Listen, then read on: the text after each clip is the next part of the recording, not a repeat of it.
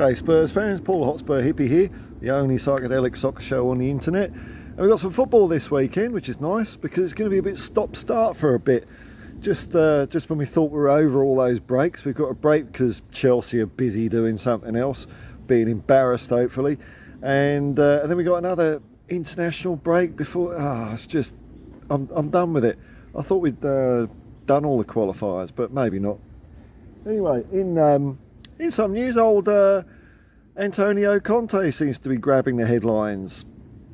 Most of the headlines are super clickbaity, and I thought, this is going to be interesting. It wasn't really. It was just like more Antonio, really. A few riddles, a few enigmas.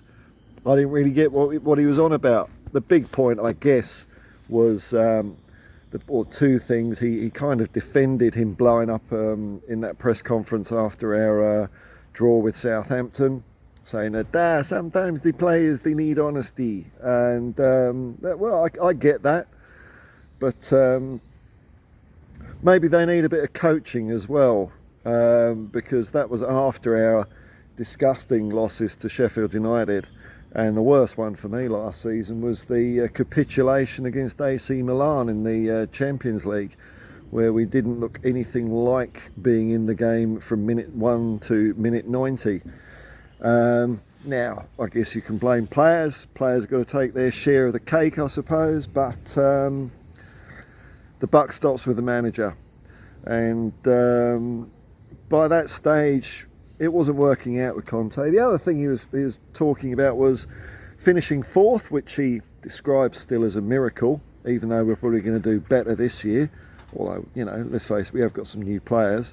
But I think that's an interesting question I'll pose. Would we be doing better now with Antonio Conte as manager or Ange Postecoglou as manager? Would we be higher up the table with Conte? I think the proof's in the pudding there, isn't it? I don't think we would be. So for all saying that fourth was a miracle, which it probably was that year, the wheels fell off soon after. And he said that he asked the staff and everyone not to celebrate fourth.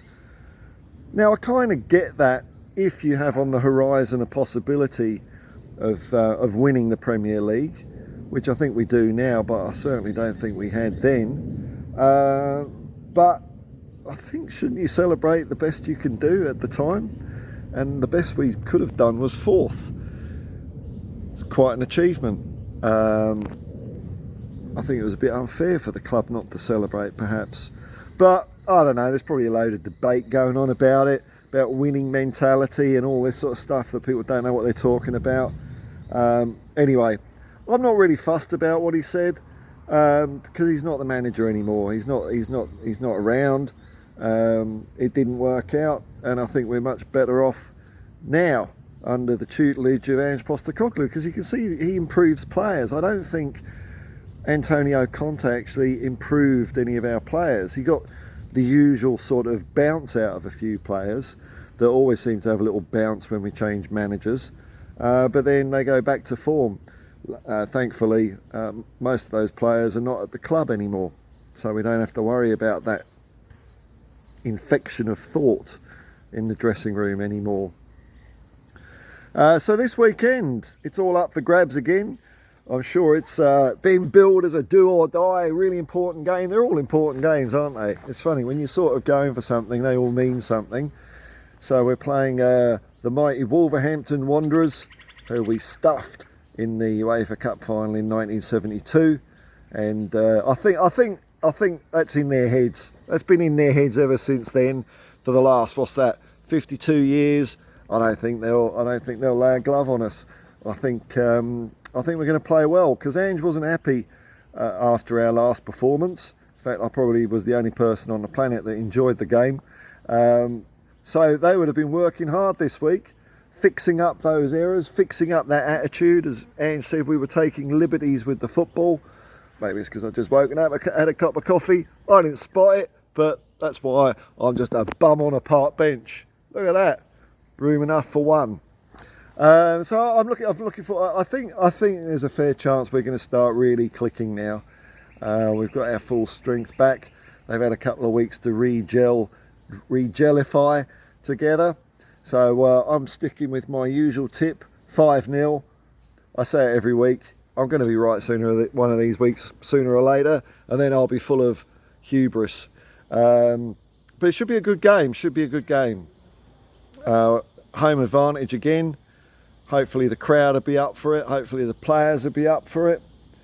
Let's hope that Son Heung-min has a good game. He had a blinder against Brighton.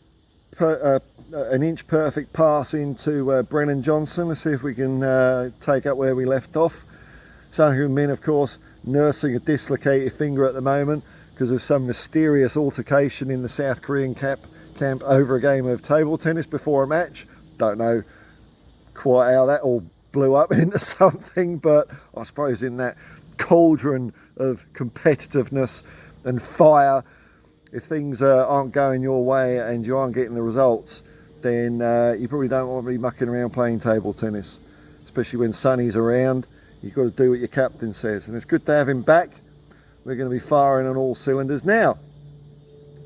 Things that are going to be happening on this channel. I've been chatting to a guy called Paul Trevillion, who's an artist amongst other things. You may remember him from You Are the Ref, a comic strip that he drew in conjunction with Keith Hackett. I don't know if Keith Hackett did much drawing, whereas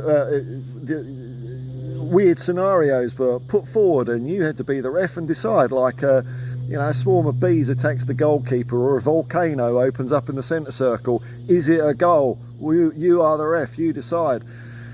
Paul has been a Spurs fan for an unbelievable amount of time. His first home game was his first game was against Everton in 1937, where he saw Dixie Dean play. So this is going to be sometime after the Luton game, so beginning of April. Paul is celebrating his 90th birthday soon. Been involved in all sorts of weird and wonderful things to do with football. I'm really looking forward to it because it's going to be a thrill chatting to someone prior to even the kick and rush days, saw all that. I'm interested to see what Spurs was like pre-war under Peter McWilliam and hear more about the Arthur O side. But basically, Paul can talk about whatever he wants to. I'm just going to shut up and let him go for it. He's a cool guy. He was on Steve Perriman's podcast, and he was proud of saying that he's not grown up yet. And hopefully he hasn't by the time he comes on, because I bloody well haven't. I still don't want to know what I do. Still don't know what I want to do when I grow up. So there we go. That's to look forward to. So I've got football this weekend, then a gap, then football, then a gap, then football, then Paul Trevillion. It all starts this weekend with a 5-0 drubbing of Wolves. Let's go for it, Tottenham. Come on, you Spurs. Peace and love, man. Peace and love. And I've said it. Come on, you Spurs again. Whatever.